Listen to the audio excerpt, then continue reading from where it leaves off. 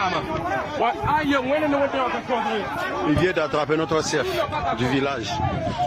Voilà, quelques cargos. Ils ont descendu notre drapeau, et puis ils ont attaqué le drapeau.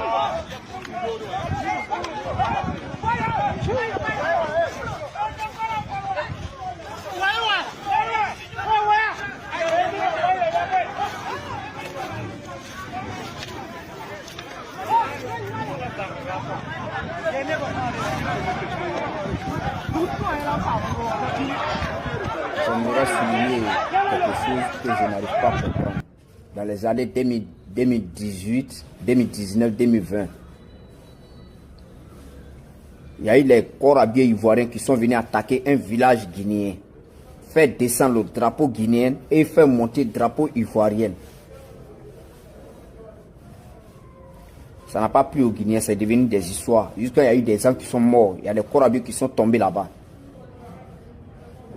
Encore, voici encore hier, la même situation qui est en train de se passer au Burkina. Les autorités ivoiriennes sont allées faire descendre le drapeau burkinabé et faire monter leur drapeau. Pendant ce temps que le village même existe il y a très longtemps. Et puis ce territoire burkinabé. Pourquoi cela se passe? Je me pose la question. Pourquoi ces genres de situations se passent dans votre gouvernement? Au moment où vous êtes président, c'est là que ces genres de situations se passent. Parce que si ça a été en Guinée, et puis 3, 4 ans après, ou bien 5 ans après, quand on voit que le Burkina est tombé dedans, c'est que dans quelques années, le Mali va tomber dedans. Après encore, on va voir le Ghana. Après, on va voir le truc. On dit quoi? On va voir le Libéria. Donc, si la sous-région, tous ceux qui font frontière avec la Côte d'Ivoire vont avoir des problèmes avec vous, avec la Côte d'Ivoire, est-ce que ça serait normal?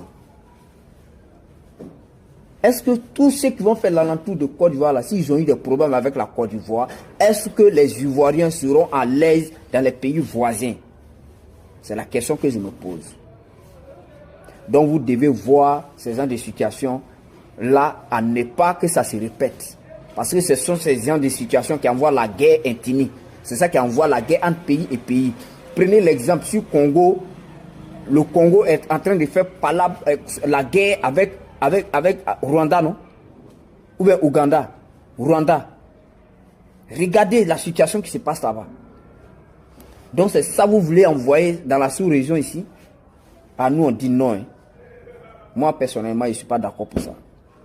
Je ne suis même pas d'accord pour ça. Vous devez penser à la situation. Vous êtes venu trouver la population, vous allez partir pour laisser la population. Donc tout président qui vient gouverner un pays, il doit mettre dans sa tête qu'il est venu trouver une population, il doit laisser la population pour partir.